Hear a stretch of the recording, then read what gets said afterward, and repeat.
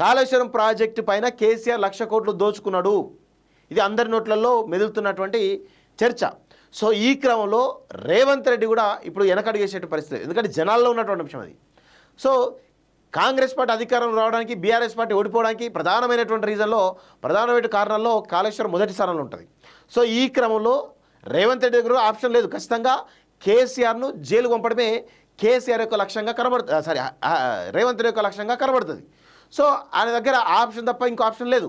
కేసీఆర్ను ఒక్క రోజులైనా జైల్లో పెడితే రేవంత్ రెడ్డి సక్సెస్ అవుతాడు, లేకపోతే రేవంత్ రెడ్డి పైన కూడా ప్రజల్లో ఒక రకమైనటువంటి నెగిటివిటీ వచ్చే అవకాశం ఉంటుంది. ఎందుకంటే రేవంత్ రెడ్డి కావాలని కాళేశ్వరం స్కామ్ అవకతవకలు జరిగిందని చెప్పేసి రెచ్చగొట్టి అధికారంలోకి వచ్చిండు.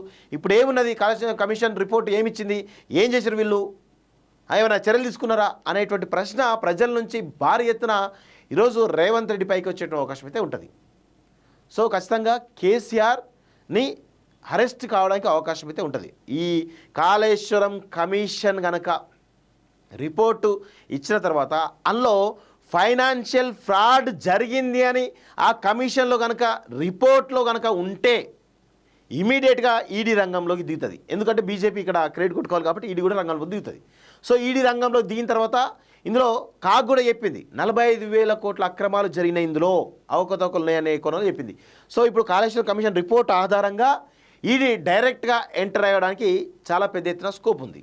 సో ఈడీ ఒకవేళ ఎంటర్ అయిన తర్వాత ఇక కేసీఆర్ను వాళ్ళ అదుపులోకి తీసుకునే అవకాశం ఉంటుంది బీజేపీ, అందులో నో డౌట్. సో అప్పుడు బీజేపీ వర్సెస్ కాంగ్రెస్ ఆధిపత్య పోరులో ఎవరిది పై చేయి అవుతుంది అనేది ఇక్కడ కొంత ప్రశ్నార్థకంగా ఉంటుంది.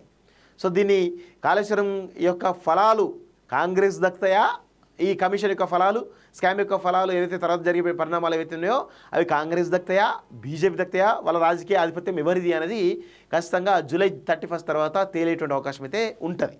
సో ఇది చాలా గమనించాల్సిన అవసరం అయితే ఉంటుంది.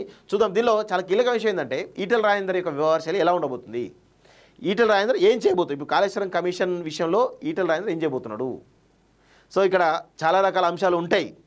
దీనిలో మొన్నటి వరకు మనం ఏం చూసినాం, కాళేశ్వరం కమిషన్లో భాగంగా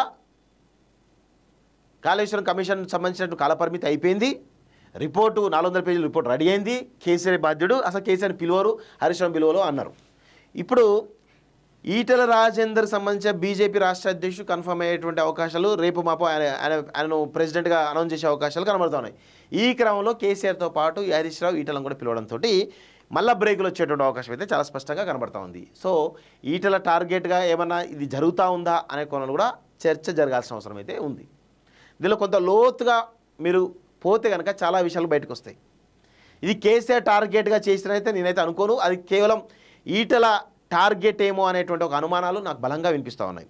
ఎందుకంటే ఈరోజు కాళేశ్వరం కమిషన్లో భాగంగా ఈటెలను కనుక విచారణకు పిలిస్తే ఈ ఈటెలను కొంత పెద్ద ఎత్తున మీడియాలో వచ్చేస్తుంది. ఈ మీడియాలో వచ్చినటువంటి నేపథ్యంలో ఏమవుతుందంటే ఈటెల రాజేందర్కి ప్రస్తుతం బీజేపీ ప్రెసిడెంట్ ఇవ్వాలా అనేటువంటి కోణంలో ఒక చర్చ జరుగుతూ ఉంది. సో అది ఆగిపోయేటువంటి అవకాశం అయితే ఉంటుంది. సో ఇది జాగ్రత్త లోతుగా గమనిస్తే చాలా విషయాలు కూడా తెలుస్తాయి. సో అది ఈటెల టార్గెట్ ఏమో అనేటువంటి అనుమానాలు అయితే నాకైతే బలంగా వినిపిస్తూ ఉంది.